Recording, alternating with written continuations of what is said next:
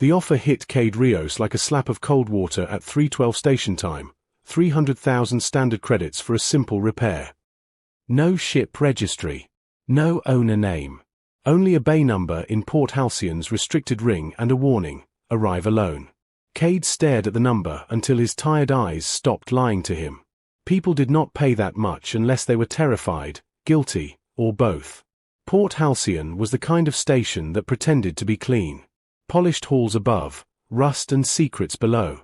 Cade lived in the rust. He worked jobs nobody wanted and fixed things that should have been scrapped, because his hands were steady and his mind didn't quit when a system screamed impossible. He dragged his battered tool case through the station's quiet arteries. Cameras watched, but the access code in the message opened doors that normally ignored people like him. The restricted ring smelled different. Real air filters, real lighting, silence that cost money. Bay 19 unlocked with a soft chime. Cade stepped inside and stopped breathing for a full second. A ship sat in the center like a sleeping creature. Its hull was not made of plates. It looked grown, smooth like pearl and shadow. It reflected light in thin waves, as if it remembered oceans. Alien design, true alien, not human copies sold as compatible. And it was wrecked. The starboard flank carried black lines carved by precision fire. The belly had a fractured seam near the drive housing, crystallized like a frozen lightning strike. One landing strut was folded like a broken leg. Cade circled it slowly, the way a medic circles a patient. This ship hadn't been in an accident. It had been hunted. He lifted his scanner and got nonsense readings, phantom contacts, false mass shadows, sensor echoes that didn't match the bay. The ship's own system was lying or bleeding. "You're early." The voice came from behind him, calm, sharp, female. Cade turned fast. A figure stood near the bay side door, half in shadow. She was tall, with pale metallic skin that shimmered faintly under the lights. Her eyes were a deep violet, too steady for a frightened client. Long, swept-back ears marked her as non-human, but she wore simple clothing, dark jacket, utility trousers, boots that had seen real ground. She looked like someone who had learned how to survive while being watched. "Cade Rios?" she asked. "That's me," he said, keeping his hands visible. "And you are?" She paused just long enough to be deliberate. "My name is Vesa." It was the kind of name people used when they didn't want to use the real one. She gestured toward the ship. "Can you repair it?" Cade exhaled slowly. "I can repair almost anything. But this isn't human tech. It's alive," Vesa finished.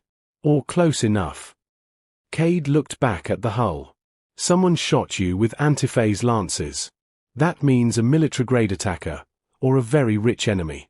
Why bring it here?" Vesa's gaze sharpened. "Because Port Halcyon asks fewer questions than civilized space." Cade almost laughed. That part was true. He walked up the ramp. It unfolded like a petal opening, silent. The interior was warmer than the bay, the corridor curving in soft lines. The walls pulsed with faint light, like veins under skin. His scanner chirped again. "Your neural lattice is compromised," Cade said. "That's why the sensors are lying. Something's feeding it false inputs." Vesa watched him closely. "Is that fixable?" "Fixable, yes," Cade replied.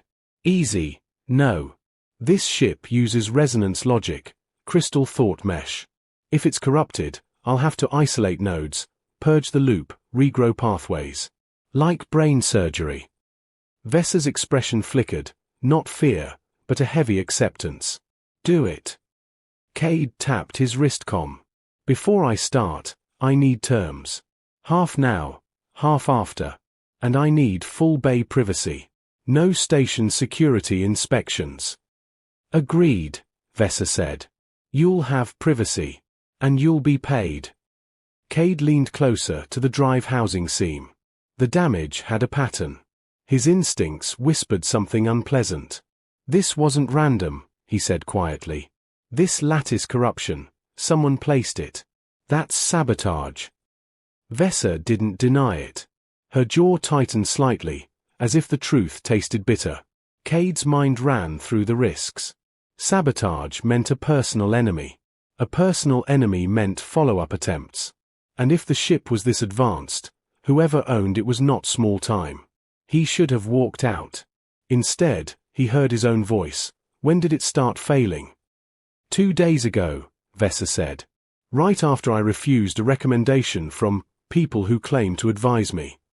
Cade looked at her. You're running from something. I'm buying time, Vesa corrected. Cade set his tools down. I'm not your bodyguard. I didn't hire one, she said. I hired you.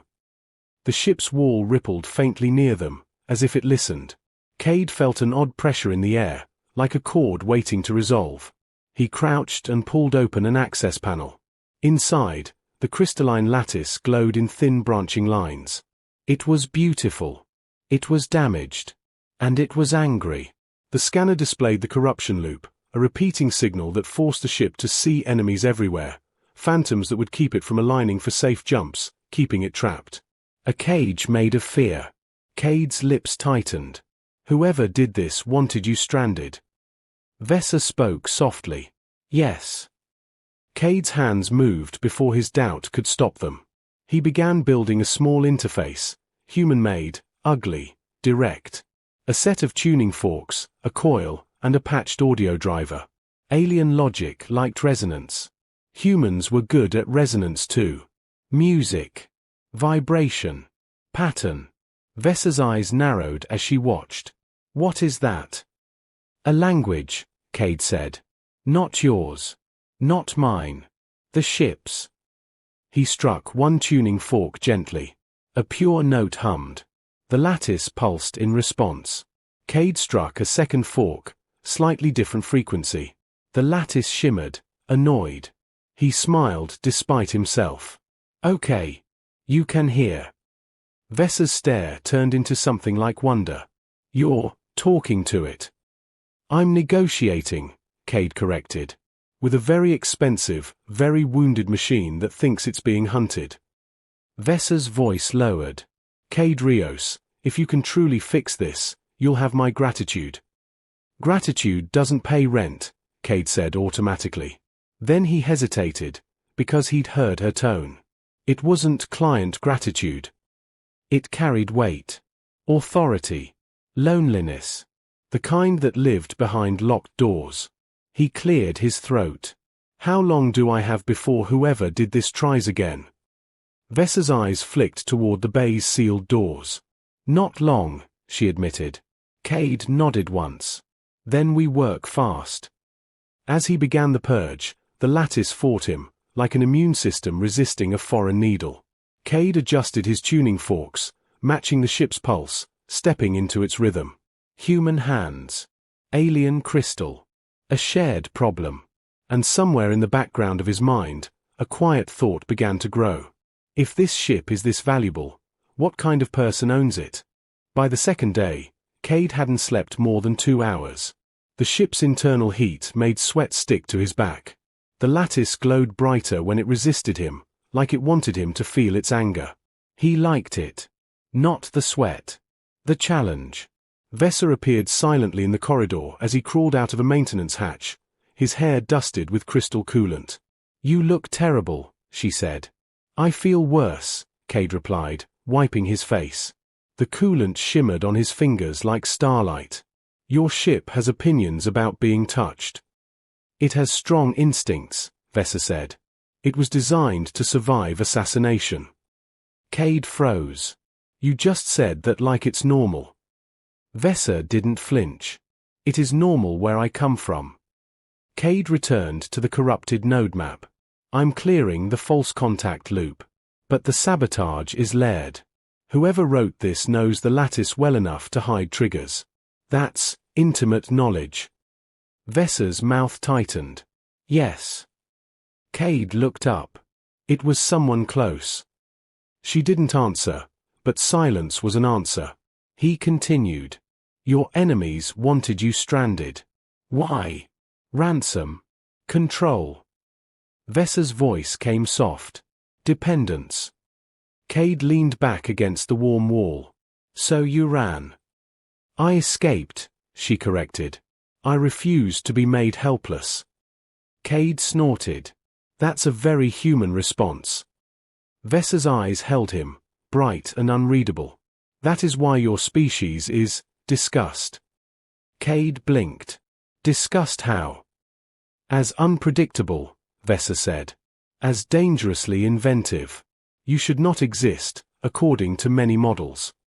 Cade laughed once. We hear that a lot. She watched him for a long moment, like she was trying to memorize what a normal conversation felt like. Later, in the ship's galley, Vesser offered him food from a sealed container. It smelled like pepper and citrus and something metallic. Cade tried a bite and immediately coughed. That's not food. That's a dare. Vesser's lips twitched. It is mild. Mild for who? Volcanoes. He took another bite anyway, because pride is a human disease. Vesser sat across from him, hands folded. You are not afraid of failing. Cade chewed carefully. I'm terrified of failing. I just don't let it drive. Vesser tilted her head. How? Cade shrugged. Humans break things. Then we fix them. Then we break them better. Fear is background noise. We still have to eat, pay rent, and keep going. Vesser stared as if he'd spoken a sacred truth. Then the ship shuddered faintly. Cade's wristcom flashed, external ping, unknown signature near the bay. Cade stood instantly. That was not the station. Vesser rose too, but her calm sharpened into something harder. They found us. Cade grabbed his tool case. I'm a mechanic, not a soldier. You are a human, Vesser said. That may be enough. The bay's outer sensors screamed phantom warnings again. The sabotage wasn't fully purged. That meant the ship might panic at the worst moment. Cade breathed once, steadying himself. Then we don't fight their strength, he muttered. We fight their assumptions. Vesser's eyes narrowed. Meaning? Cade tapped the wall gently. Meaning humans are good at one thing, turning broken tools into weapons. The attackers didn't come through the main doors. They came through the vents. Cade heard the faint scrape first, too controlled to be station maintenance. He killed the galley lights and pulled Vesser down behind the counter. A thin metal shape dropped from the ceiling, an insect-like drone with a blade arm and a sensor eye. It scanned slowly, hunting heat signatures. Cade didn't move. He held his breath until his lungs burned. Vesser remained perfectly still, like she had trained for this since childhood. The drone drifted closer. Cade's mind sprinted. No gun. No armor. Just tools. He reached into his case and pulled out a compact magnetic clamp and a coil cable, junk to most people, life-saving to him. He slowly pressed the clamp onto a metal support beam under the counter. The drone's eye flicked. It sensed movement. Cade whispered, barely air. On your mark. Vesser didn't ask what that meant. She simply nodded once. Cade flicked his wristcom to emit a short, sharp ping, like a miniature distress signal. The drone snapped toward the sound. Cade yanked the cable. The magnetic clamp fired upward like a slingshot. The cable wrapped around the drone's blade arm. Cade pulled hard, slamming it into the beam. The drone shrieked, an electronic scream. Vesser surged up like a knife. Her hand struck the drone's body with a small device that pulsed violet light. The drone froze, then dropped dead. Cade exhaled. Okay, he whispered. You have combat toys. Vesser's voice was tight. That was a scout. Cade's stomach sank. Meaning more are coming. A second drone dropped, then a third.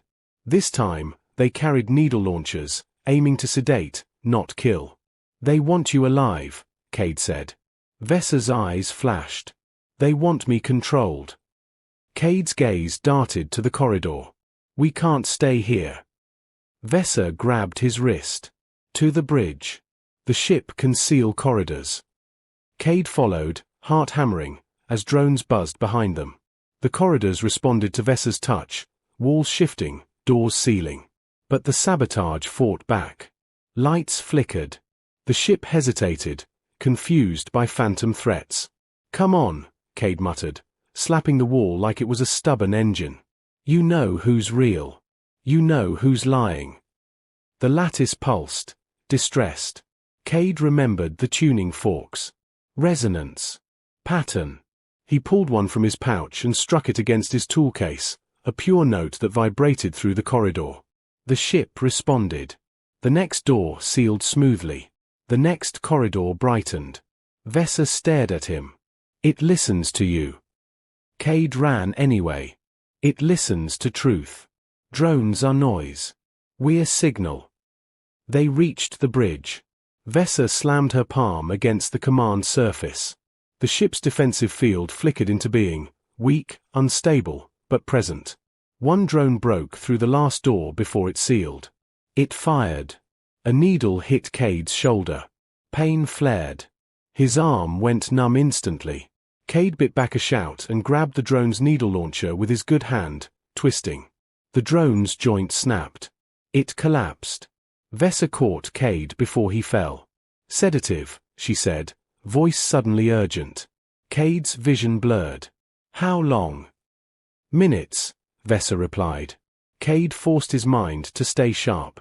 Then we use minutes. He reached for the bridge interface with his working hand and shoved a crude adapter into the alien port.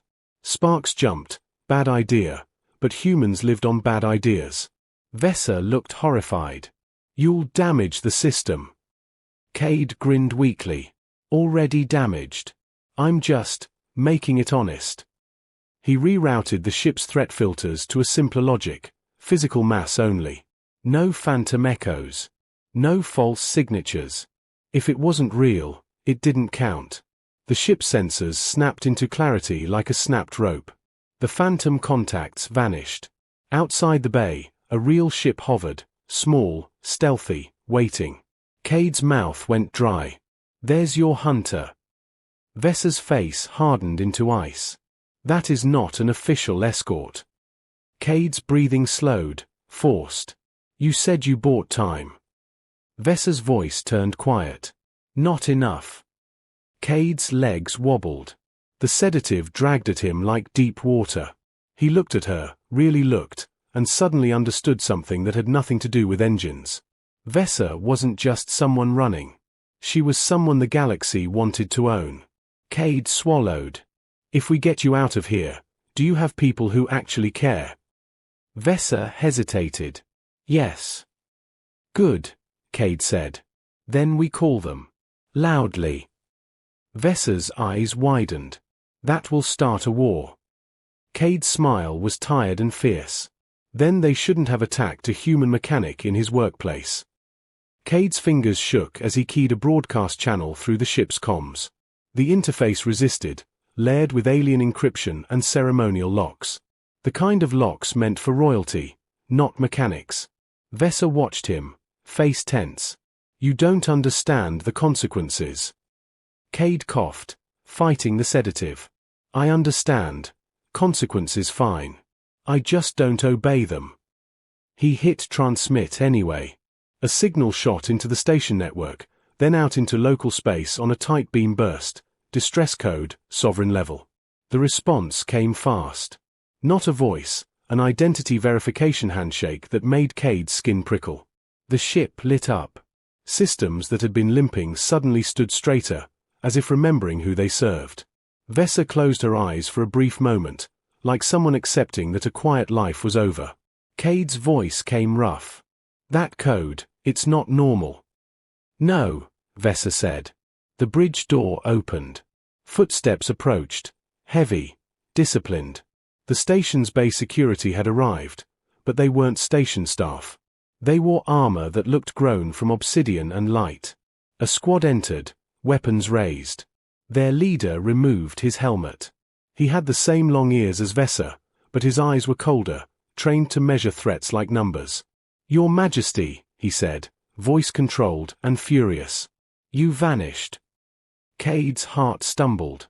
You're what? Vesa stood taller. Her posture changed. Her warmth cooled into something exact, something that could command fleets. Her voice turned clear as steel. Commander Seth. You arrived quickly. Seth's gaze snapped to Cade. Identify. Cade lifted his numb arm slightly. Cade Rios. Mechanic. Also currently poisoned by murder drones. Seth's jaw tightened. 2 guards moved to restrain Cade. Vesa raised one hand. They stopped instantly. Do not touch him, she ordered. He saved my ship. He saved me. Seth's eyes flicked, calculating. An unknown human in close proximity to the Sovereign. Chosen, Vesa corrected. Hired. Trusted. The word trusted landed like a shockwave. Cade blinked hard, trying to keep his mind from sinking. So you're a queen. Vesa looked at him, and for one heartbeat, her eyes softened. Vesa the person, not the crown. Yes, she said quietly. My full name is Vilara Tain, Queen of the Tain Concord. Cade swallowed. I fed a queen spicy station noodles. Vilara's mouth twitched. You complained the entire time. I was right, Cade muttered. That stuff is a war crime. Seth looked like he wanted to throw Cade out an airlock purely on principle. Another officer stepped in, voice urgent. Majesty, an unauthorized craft is maneuvering outside the bay. It matches the stealth signatures from the sabotage reports. Seth's hand moved toward his weapon. We will eliminate it. Cade shook his head weakly. If you shoot, they'll claim you attacked first. Seth glared. You presume to advise. Vilara lifted her hand again. Silence snapped tight. Let him speak, she commanded. Cade forced himself upright, leaning on the console. They want you controlled. If you kill them here, they'll spin it. But if you expose them, alive, you win the story. Seth's eyes narrowed. You think like a propagandist. Cade coughed. I think like a human who's been blamed for things he didn't do. Truth is a tool. Use it. Vilara studied Cade, then turned to Seth. Disable the craft. Do not destroy it. Seth hesitated, then bowed slightly. As you command. Outside, Vilara's escort ships arrived, 3 sleek cruisers slipping into position like silent predators. The stealth craft tried to run. It didn't get far. A containment field blossomed around it. Clean, precise. The craft froze mid-burn, trapped. Cade let out a breath. Dizzy. Good. Vilara stepped closer to him, her voice low. You took a risk. Cade's eyelids drooped. That's my job description. Vilara's expression tightened with something like anger, not at him, but at the world. You should not have been harmed because you helped me. Cade's voice was soft. Welcome to being human. We get hurt. Then we stand up anyway. Vilara looked at him like he had handed her a missing piece of reality. Seth returned, voice clipped. The craft is secured. Pilot alive. Awaiting interrogation. Vilara nodded. Good. Now we leave this station. Cade blinked. We. Vilara met his eyes. If you remain here, they will return. They already tried once. They know you mattered. Cade's head swam. I'm not royal staff. Vilara's voice became quiet, dangerous. You are the first person in years who spoke to me like I was not a symbol. That matters. Seth's face hardened. Majesty. Vilara cut him off without looking. My decision stands. Cade felt something strange in his chest. Fear, yes, but also the sharp edge of purpose. He had drifted station to station, fixing broken things and calling it freedom. Now a queen, an alien queen, was looking at him like he was real. He tried to laugh and it came out rough. This is the worst idea I've ever agreed to. Vilara's smile flickered, small, genuine. Then you will fit perfectly into my life. The Concord capital ship swallowed Port Halcyon behind it like a closing door. In the royal cruiser's quiet, Cade was given medical treatment by a stern medic drone that refused to acknowledge his sarcasm. The sedative faded slowly, leaving him exhausted and angry. Vilara visited him once he could stand. Not in royal robes. Not surrounded by advisors. Just Vilara in simple clothes, her hair bound back like someone preparing to work, not to rule. You could still walk away, she said. Cade flexed his recovering arm. And let the people who sabotaged you win. Vilara's eyes sharpened. They are powerful. Cade shrugged. So are humans. We just don't always look it. She guided him to the ship's observation deck. Stars burned like distant fires. Around them, escort cruisers formed a protective net. My court will hate you, Vilara warned. Cade snorted. Your commander already hates me. That is his default state, she replied dryly. Then her tone turned serious. They will test you. They will bait you into mistakes. Cade rubbed his face. I'm good at mistakes. I collect them. Vilara's gaze softened. That honesty is rare. As they approached Lyris Prime, the Concorde's homeworld, Cade saw it, a blue-green planet ringed with orbital towers that looked like crystal trees. Beautiful. Controlled. Perfect in a way that made Cade feel itchy. When they landed, the palace wasn't a building. It was a living structure grown from luminous stone, layered terraces like a frozen wave. The court greeted Vilara with choreographed bows. Their smiles were perfect, their eyes sharp as blades. Cade stayed behind her shoulder, holding his tool case like it was a shield. A tall noble stepped forward, elegant, cruel eyes, voice honeyed. Majesty, you return, with a human. Vilara's reply was calm. This is Cade Rios, my ship engineer. The noble's smile didn't reach his eyes. A mechanic from the edge stations. How bold. Cade spoke before he could stop himself. Your ship runs because bold works. Gasps rippled. Seth's hand twitched near his weapon. Vilara didn't flinch. Indeed. The noble's gaze locked on Cade. You will be inspected for loyalty. Cade smiled thinly. I'm loyal to machines that don't lie and people who don't cage others. The noble's smile sharpened. Then you will be very unpopular here. Cade's grin widened. I've survived worse than rich people with fragile egos. Vilara hid her amusement poorly. That night, Vilara faced the council. Evidence from the captured stealth craft was presented, encoded orders, sabotage schematics, links to inner court channels. The conspirators denied it. Smooth lies, polished excuses. They accused Vilara of paranoia, of reckless behavior, of being unfit. Then they pointed at Cade. A human influence, they said. Unstable. Corrupting. Cade stepped forward without permission, ignoring Seth's glare. He placed a small device on the floor, a crude recorder, patched from station tech. He hit play. It was the conspirator's own voice, captured from the Sabotaged drone's memory, decoded by Cade's dirty, clever interface. Their plans spoken plainly. The court went silent. Vilara's eyes shone with something fierce. Cade looked around at the stunned nobles. Humans have a talent, he said simply. We don't need permission to find the truth. The council's silence didn't mean surrender. It meant recalculation. That night, the palace lights flickered. The living walls shivered. Alarms did not sound, because someone had disabled them. Seth found Cade in the engineering wing. They are moving, he said. We have a breach. Cade grabbed his tools. Where's Vilara? Council chamber, Seth replied. They requested a private reconciliation. Cade's gut clenched. That's not reconciliation. That's a box. They ran. The council chamber doors were sealed by royal lock. Only Vilara could open them from inside. Cade pressed his ear to the surface. He heard voices. Calm. Too calm. Seth growled. We cut in.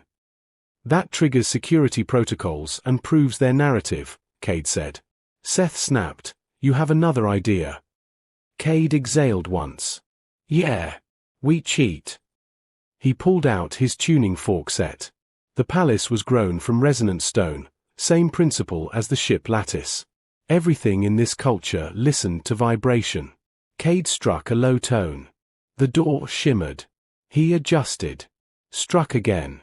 The lock pattern changed. Seth stared. "What are you doing?" "Speaking architecture," Cade muttered. "Humans break locks by listening to them." He found the right chord. The door sighed open. Inside, Vilara stood at the center, surrounded by 4 nobles, each holding a thin, elegant weapon that hummed with paralysis fields. A 5th noble, same one from earlier, smiled. "Cade Rios," the noble purred. "So predictable." Vilara's gaze snapped to Cade, warning in her eyes. Cade lifted his hands. "If you're going to threaten someone, don't do it in a room full of resonant surfaces." The noble frowned. "What?" Cade slammed his tuning forks together with a sharp, discordant strike. The chamber sang. The paralysis fields stuttered. The noble's weapons flickered. Vilara moved like lightning. She disarmed one, spun, struck another's wrist, and kicked the third backward. Seth's guards stormed in. The noble screamed, "Kill the human!" One guard lunged at Cade. Cade didn't fight like a warrior. He fought like a human. He threw a handful of conductive dust, tall metal filings, into the air. The palace lighting grid reacted, shorting for half a second. That half second was enough. The guard's weapon misfired. Seth took him down. Vilara faced the main noble, breathing hard, eyes cold. "You tried to cage me," she said. The noble sneered. "You need control. You need guidance." Vilara's voice turned deadly quiet. "No. I needed honesty." Her gaze flicked to Cade, standing there, shaking with adrenaline, tool case open like a war chest. Cade swallowed. "Humans don't do cages," he said. "We do doors. And we decide who walks through." By morning, the conspirators were restrained. Public evidence was broadcast across the Concord. The unfit queen narrative collapsed under recorded truth, captured drones, and the live confession of one terrified noble. Vilara addressed her people from the palace terrace. Her voice carried across towers and gardens and orbiting platforms. She spoke of betrayal and reform, of advisors who served themselves, of the need for leaders to be seen as living beings, not ceremonial statues. Then she did something no one expected. She called Cade forward. He stepped into the light in grease-stained clothes, holding his toolcase, feeling 1,000 eyes judge him. Vilara placed a hand on his shoulder, a sovereign gesture, a public statement. "This human," she said, "was hired to fix a ship. He repaired more than metal and crystal. He repaired my ability to trust." Murmurs rose, like wind through leaves. Vilara continued. "My enemies believed isolation would weaken me. They believed I could be controlled through fear.